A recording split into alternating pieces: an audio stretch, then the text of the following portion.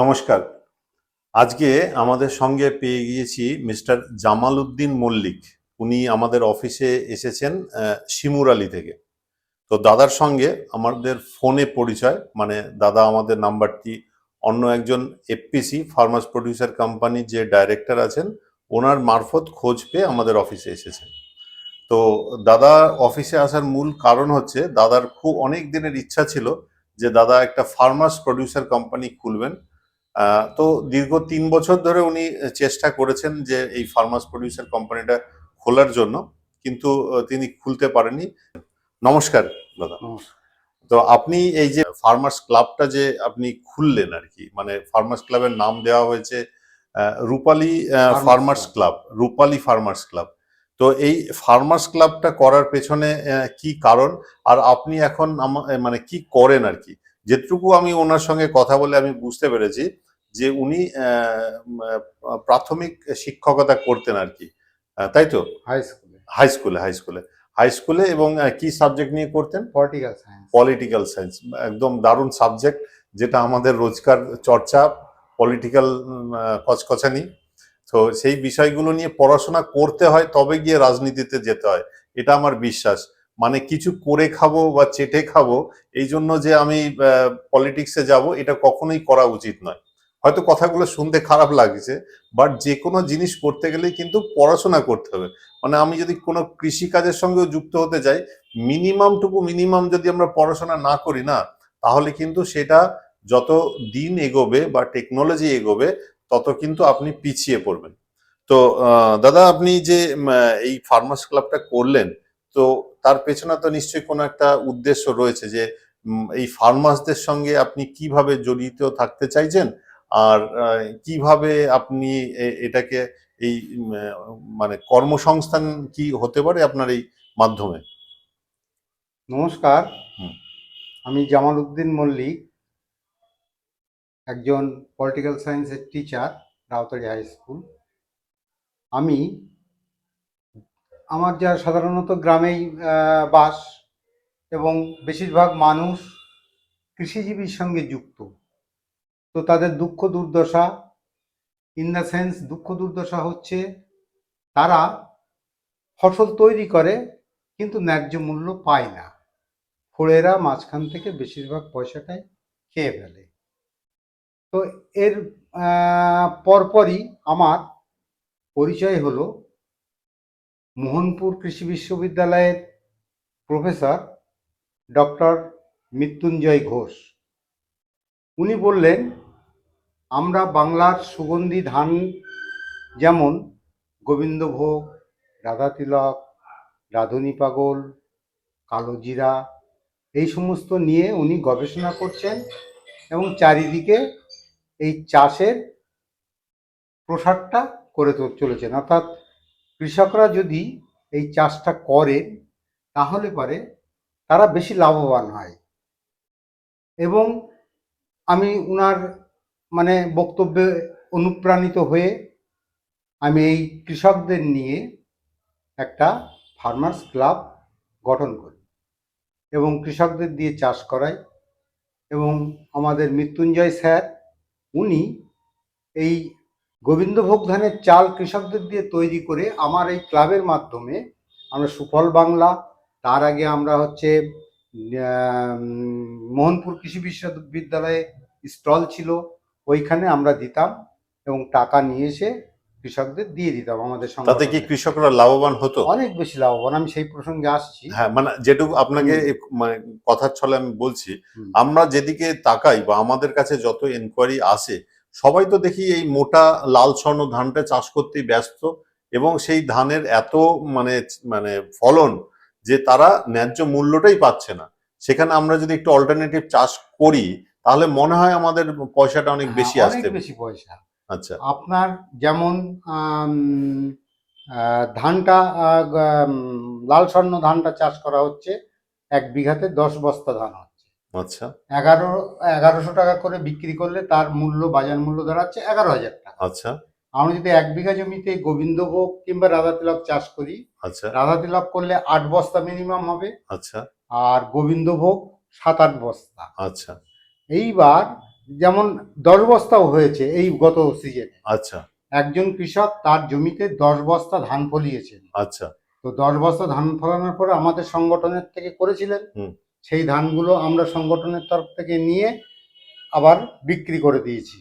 তো আচ্ছা উনি 2200 টাকা করে রেট পেয়েছিলেন। আচ্ছা। 2200 টাকা রেট পাওয়ার পরে তাহলে 11 দুগুণে 22,000, আর 24,000 24,000 সামথিং। সামথিং। এইবারে ওই 24,000 টাকা তাহলে উনি 22 কাঠা জমিতে লাভ করলেন।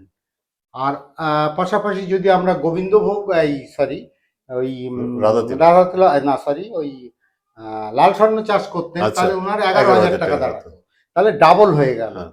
তো আমাদের কৃষকদের সেই মানধাত্তা আমলের চাষ নিয়েই পড়ে আছে। হ্যাঁ। তারা শুধু পায়েস খাওয়ার জন্যই ওইটুকু তৈরি করে, কিন্তু বাণিজ্যিকভাবে যদি তারা চাষ করে তাহলে পারে অনেক বেশি লাভবান হয়, যেটা আমি উদাহরণটা দিলাম। মানে 24,000 সাধারণত এই মানুষ অঙ্কটাই বুঝতে পারছে না। অঙ্কটাই বুঝতে পারছে না। আমরা এত করে চেষ্টা করছি, হ্যাঁ তবুও আমাদের ওখানে এখন অনেক চাষ হচ্ছে, হ্যাঁ। চাষ ভালো রকমই হচ্ছে। অনেক কৃষককে আমি মানুষ তো শুধু বুঝতে চাইছে যে আমার ধানটা কেউ কিনছে না, সরকার ওই 2300 টাকা করে কিনছে, মানে কুইন্টাল, তাও আবার কুইন্টাল, মানে যেটা হচ্ছে মিনিমাম সাপোর্ট প্রাইসে, তাতেও সবাই বেচতে পারছে না। না। কিন্তু আমি জানি না কে এই বুদ্ধিটা দিয়েছিল কোনো এক কালে, যে লাল স্বর্ণ ধান চাষ করো, তাতে মোটা ধান হবে, মোটা চাল হবে, কেউ খাবে না। আপনি আমি যখন রেশন থেকে চালটা পাই, তখন তো ওই মোটা চালটা চালটা হচ্ছে, অথচ দেখা যাচ্ছে আমরা বাইরে থেকে যে চালটা কিনে খাচ্ছি সেটা একটা সরু চাল, হয় মিনিকিট চাল বা অন্যান্য কোনো একটা চাল আমরা কিনে খাচ্ছি। তো এই সাধারণ অঙ্কটাকে তো বুঝতে হবে, ডিমান্ড অ্যান্ড সাপ্লাই এর যে ব্যাপারটা, এটা আপনাদের মতন যারা টিচার তারা যদি না মানে এটার প্রচার এবং প্রসার না ঘটায়, বা আমরা যারা এই বিভিন্ন আধুনিক টেকনোলজির মাধ্যমে 10 জনকে ছড়ানোর ব্যবস্থা করছি, কৃষক তো সেটা বুঝতে পারছে না, সে তো সেই গরিব থেকে গরিবই হয়ে যাচ্ছে। আজ থেকে ধরুন 5 বছর আগেও যা ধানের দাম ছিল, মুদ্রাস্ফীতি হওয়াতে সেই ধানের দামটা তো একই থাকছে, তাই না? মানে খরচ বেড়ে যাচ্ছে, রাসায়নিক সার প্রায় মানে 100 টাকার জায়গায় 50 টাকা বেড়ে গেছে এই 2-3 বছরের মধ্যে। আচ্ছা। আগে যেটা 100 টাকায় কেনা হতো, এখন সেটা 150 টাকা, প্রায় 200 টাকার কাছে ডাবল হয়ে গেছে। তো আপনি আমাদের এই ভিডিওর মাধ্যম দিয়ে এই চাষি ভাইদের বা যারা ভিডিওটা দেখছে তাদেরকে আপনি কি মেসেজ দিতে চাইছেন? আমি মেসেজ তাদেরকে এটাই দেব যে আমরা যেমন এই বছরে আমাদের মোহনপুর কৃষি বিশ্ববিদ্যালয় ডক্টর মৃত্যুঞ্জয় ঘোষের নেতৃত্বে যে প্রোগ্রামটা চলছে, হচ্ছে এই প্রোগ্রামের মধ্য দিয়ে ওনারা বীজ সরবরাহ করেন এবং সেই বীজ আমরা কৃষকদের বিনা পয়সায় দিয়ে দিই। আচ্ছা। ওনারা চাষ করেন। আচ্ছা। ধান যখন ওঠে তখন আমরা যেটা বললাম রেট দিয়ে এই ফার্মার্স ক্লাবের মাধ্যমে নিয়ে আমরা সুফল বাংলাতে দিয়ে দিই। আচ্ছা। তো এইরকম যদি কেউ আগ্রহী হন, তাদেরকে আমি বলবো আমাদের মোহনপুর কৃষি বিশ্ববিদ্যালয়ে ডক্টর মৃত্যুঞ্জয় ঘোষের সঙ্গে যোগাযোগ করতে। আচ্ছা। সমস্ত সমস্যার সমাধান পেয়ে যাবেন। আচ্ছা।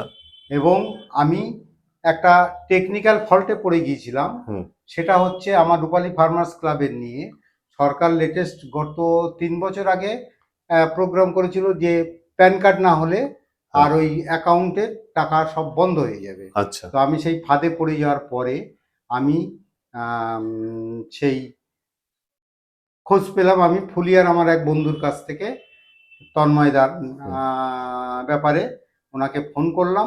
সঙ্গে সঙ্গে ফোন করে উনি আমাকে বললেন, মানে মুশকিল আসানের মানে তখন তো আমাদের চিনতেন না ফার্মার্স প্রোডিউসার কোম্পানি, সেটা বিষয় জানতেন না, আপনি একটা নাম দিয়ে করে দিয়েছিলেন আর কি। কিন্তু প্যান কার্ড না হলে যে আপনার টাকাটা ব্যাংকে ঢুকবে না, হ্যাঁ, সেই মানে চিন্তাটা ভাবনাটা ছিল না। না, তো তার আগে প্যান কার্ডের আগে পর্যন্ত আমার টাকা ঢুকেছে। হ্যাঁ, মানে তখন নিজের নামে ঢুকেছে। গভর্নমেন্ট, সেন্ট্রাল গভর্নমেন্ট যখন মানে ইয়ে করে দিল যে প্যান কার্ডের মাধ্যমে, তখন আমি ঠিক, মানে এটা নিয়মটা তো ঠিকই করেছে যে আপনি যখন কোনো সরকারি টাকা নেবেন সেটা তো একটা প্যান কার্ডের মাধ্যমেই আসতে হবে। খুবই ভালো লাগতো। আমরা এই দাদাকে এই ফার্মার্স মানে রূপালী ফার্মার্স ক্লাবের যে সমস্ত যে লিগ্যাল পেপারস দাদার হাতে তুলে দিলাম। দাদা পেয়ে সন্তুষ্ট তো আপনি? আমি বিশাল আকারে সন্তুষ্ট, আমি বলছি সন্তুষ্ট। এবং উনি তন্ময়বাবু যে কাজটা উনি করেছেন, সেই কাজ মানে খুব দ্রুত গতিতে এবং সমস্ত দিন উনি আমার সঙ্গে থেকে রাত্রি 9টা পর্যন্ত উনি সেবা দিয়ে গেছেন, দিয়ে মানে তৈরি করে সকাল 9টা থেকে রাত 9টা রাত 9টা পর্যন্ত। পর্যন্ত পরিশ্রম করে দিয়ে গেছেন। আমরাও যদিও বসে আছি, হুম। উনি কাগজপত্র নিয়ে ছুটাছুটি করে আমাদের সমস্যার সমাধানটা ওই একদিনেই করে দিয়েছেন, দ্রুত গতিতে। কারো যদি দরকার থাকে তাহলে আমি যেটা বললাম, মৃত্যুঞ্জয় স্যারের কাছে যোগাযোগ করতে, এবং বাকি পেপারসের জন্য তন্ময় বাবুর কাছে আসলে আপনারা নিশ্চিত সমাধান পাবেন। আমরাও ধন্যবাদ যে আপনারা এবার রেকমেন্ড আমি করছেন। আমাদের সংগঠনের পক্ষ থেকে তন্ময় বাবুকে এই আমাদের গোবিন্দভোগ চাল হুম। একটা, এটা কোয়ালিটি প্রোডাক্ট আর কি। আমরাও খুব Quality গর্বিত যে উনি একদম মানে ভিডিওর আগে উনি বললেন যে এই চালটি উনি পুরস্কার পেয়েছেন, সে পুরস্কারের প্যাকেটটা আবার আমাদেরকে দিচ্ছেন, তার মানে আমরা ডবল পুরস্কার পেয়ে গেলাম আর কি।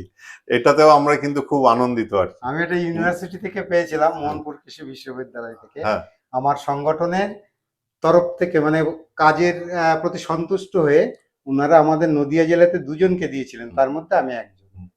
তো আমরাও যেভাবে চেষ্টা চালিয়ে যাচ্ছি যে মানে কৃষকের অবস্থা দেখলে তো খুবই খারাপ লাগে যে করুণ অবস্থা। মানে তারা যেভাবে ধান ফলায় বা যে কোনো সবজি ফলাচ্ছে, কিন্তু তারা প্রফেশনাল হতে পারছে না।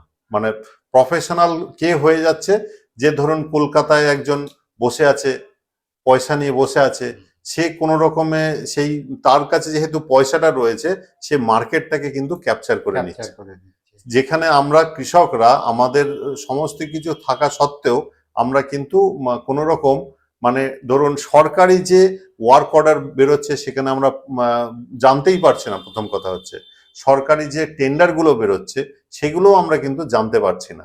তো এইগুলো না জানতে পারার জন্য আমরা সেখানে পার্টিসিপেট করতে পারছি না, না পাওয়ার জন্য আলটিমেটলি কাজটা আমার আপনার কাছে আসছেই না, সেটা অন্য কোথা থেকে বেরিয়ে চলে যাচ্ছে বা টাকাটাই ফেরত চলে যাচ্ছে। এমন দেখা যাচ্ছে যে মানে এত দুঃখের কথা যে মানে একটা টেন্ডার হতে গেলে মিনিমাম 3জনকে বিডিং করতে হয়, দেখা যাচ্ছে 3জনই হচ্ছে না।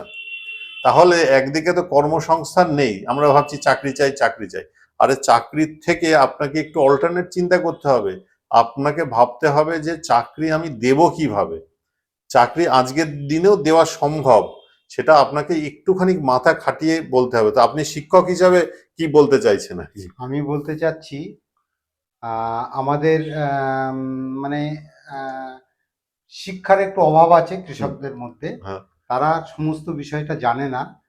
আপনারা যদি কেউ আগ্রহী হন তাহলে তন্ময়বাবুর সঙ্গে যোগাযোগ করবেন, এবং বিভিন্ন ধরনের প্রোগ্রাম কিন্তু সরকারের তরফ থেকে আছে, সেগুলো আমরা জানি না বলে বাস্তবে কার্যকরী করতে পারি না। তো উনি কিন্তু আপনাদের সঠিক দিশা দিয়ে দিতে পারবেন। আপনারা শুধু আসুন, এফপিও, তারপরে এফপিসি, এফপিসি, এইগুলো সরকারি প্রোগ্রাম, এখানে করে আপনার বিভিন্ন কাজের মানে সুযোগ এসে যাবে। চাকরির জন্য না খুঁজে আমরা যদি নিজে এগুলো করতে পারি কয়েকজন মিলে, তাহলে অনেক ছেলেকে আমরা কিন্তু কাজ দিতে পারি। এক্স্যাক্টলি, মানে সেই জায়গাটা। এবারে এবং ছেলেটাও যখন ও আধুনিক টেকনোলজিকে অ্যাডাপ্ট করে ও যখন এগোবে, তা সে যদি একটা দিশা পেয়ে যায় তাহলে কিন্তু অবশ্যই সে আগিয়ে যেতে পারবে। অবশ্যই, যেটা লাস্ট অবশ্যই। মানে প্রোগ্রাম শেষ করার আগে আমি যেটা মনে বুঝি যেটা আর কি, যে এই ঘড়ি আবিষ্কারের আগে কিন্তু কম্পাস কম্পাস। আবিষ্কার হয়। এবার কেন এটা বলছি, কম্পাস আপনাকে দিশা দেখায় আর ঘড়ি আপনাকে সময় দেখায়। তো ওই তাড়াতাড়ি চাকরি করব বা তাড়াতাড়ি চাকরি পাওয়ার থেকে আমার মনে হয় আপনি সঠিক দিশায় যান, দুদিন পরে আয় শুরু হোক, কিন্তু অবশ্যই আমরা মনে করি যে সঠিক পথে এগোলে পরে আপনার আয়ের মানে কোনো লিমিট থাকবে না, এটুকু আমরা বলতে পারি। তো এই সমস্ত কাজ করলে আনলিমিটেড ইনকাম। চাকরিতে একটা ফিক্সড ইনকাম, কিন্তু আনলিমিটেড ইনকাম, এবং যত পরিশ্রম হবে, হ্যাঁ, কতজনকে কাজ দিতে পারবো। এই জন্য সবাইকে বলবো যে তোমরা ব্যবসার দিকে এসেছো। তো আগামীতে আপনার কি পরিকল্পনা রয়েছে? আমি আগামীতে একটা স্কুল খোলার পরিকল্পনা আছে। আচ্ছা। আর ইন্ডাস্ট্রির দিকে যাওয়ার ইচ্ছা। আচ্ছা, তো এই স্কুলে কি কোনো মানে এই কৃষকদের ট্রেনিং রাখার কোনো ব্যবস্থা করবেন? হ্যাঁ, পরবর্তীকালে আমাদের সংগঠনের পক্ষ থেকে, যেহেতু এই সংগঠনের তরফ থেকে করা হবে, সেহেতু ইচ্ছা আছে ওদেরকে কিছুটা ট্রেনিং দেওয়াবো। আচ্ছা। প্লাস এবং দুস্থ মানুষ তাদের ছেলেপিলেদের যাতে লেখাপড়া করে, সবচেয়ে প্রায়োরিটি আমার আগে থাকবে যে অনাথ তাদের বাচ্চাদেরকে যদি তুলে নিয়ে এসে 10টাও মানুষ করতে পারি, সেই ইয়েটা আমার থাকবে, লক্ষ্যটা। আচ্ছা, এবং তাদেরকে নিয়ে এসে শিক্ষা দেওয়ার ইচ্ছা আমার রয়েছে। অনেক ভালো লাগলো আপনার সঙ্গে কথা বলে। জামালউদ্দিন বাবু, আপনি আবার আসবেন, আমাদের অনুপ্রেরণা, আপনি আমাদেরকে ইনফরমেশন দেবেন, আমরাও যাতে সেরকম ইনফরমেশন আগামী দিন সবার মাধ্যমে, আপনাদের মাধ্যমে ছড়িয়ে দিতে পারি। যদি আপনাদের এরকম ভিডিও ভালো লেগে থাকে অবশ্যই শেয়ার করুন এবং প্রশ্ন থাকলে কমেন্ট করুন, লাইক করুন। নমস্কার। নমস্কার।